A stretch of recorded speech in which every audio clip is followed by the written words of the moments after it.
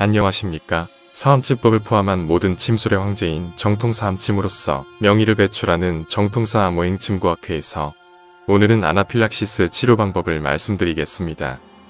아나필락시스는 간이 건강하지 못하다는 증거이며 매우 쉽게 치료할 수 있습니다.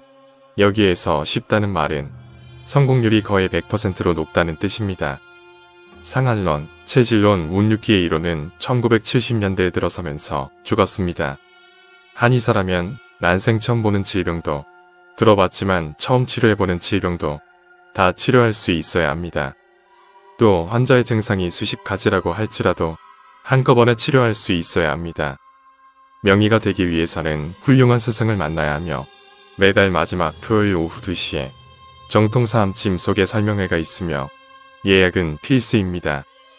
본거는 질병치료 백과사전 160호로 등록합니다.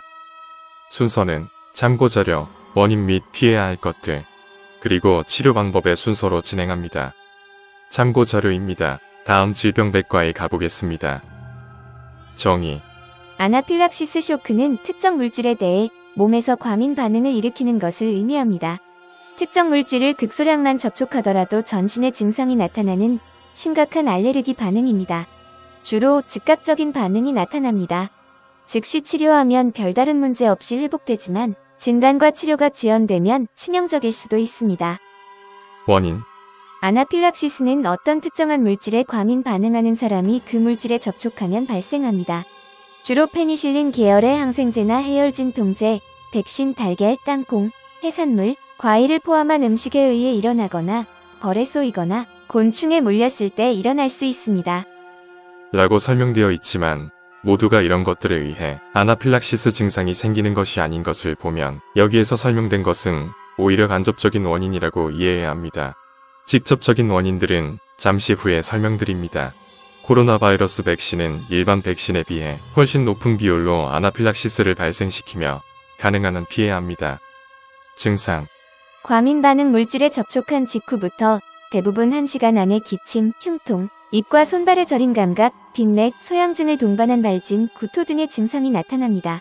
이어서 호흡곤란, 저혈압, 의식 소실 등이 나타나 사망하는 경우도 있습니다. 진단. 아나필락시스는 주로 병력과 증상에 따라 진단합니다. 가장 중요한 진단 포인트는 비교적 멀쩡했던 사람이 특정 물질에 노출된 후 급속하게 다장기 증상 즉 피부, 호흡기, 심혈관, 소화기계 등에서 진행되는 것입니다. 매번 설명하지만 진단을 한다고 해서 올바른 치료 방법이 양의학에게 있는 것이 아닙니다. 치료. 아나필락시스가 발생했을 때 가장 중요한 치료 방법은 에피네프린을 사용하는 것입니다.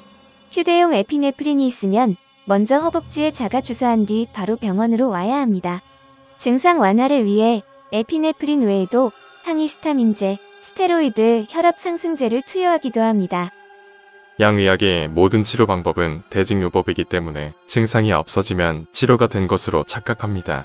게다가 모든 치료 방법들은 부작용이 수반되도록 되어 있습니다. 올바른 치료가 되었다면 아나필락시스를 생기게 한 물질과 접촉해도 문제가 없어야 합니다.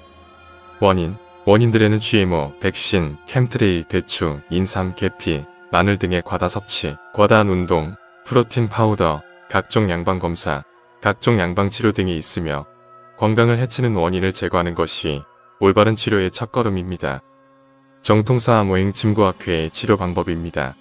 정통사암오행침구학회에서만이 가르치고 있는 비금액진법을 써서 치료 방법을 고르는 것이 가장 좋지만 여기에서는 두 가지 방법으로 설명드리겠습니다. 첫 번째는 사암한혈보사법을 이용한 방법이며 혹자는 열격, 한격이라는 단어를 쓰는데 원래는 그러한 단어들이 없었습니다. 간이 건강하지 못해서 생기는 증상이기 때문에 간의 열을 떨어뜨리는 한혈보사법을 쓰되 어제, 양계, 해계, 양곡, 연곡, 살을 추가해서 치료하면 됩니다. 두 번째로 가능한 방법은 대장정격에 어제, 해계, 연곡, 행간, 살을 추가하면 됩니다. 대부분의 환자들은 다른 증상들도 함께 있기 때문에 환자의 모든 증상을 치료해야 하며 따라서 그에 따라 치료 방법도 달라져야 합니다. 정통사암오행침구학회 회원이라면 누구든지 쉽게 환자의 모든 증상을 한꺼번에 치료할 수 있습니다.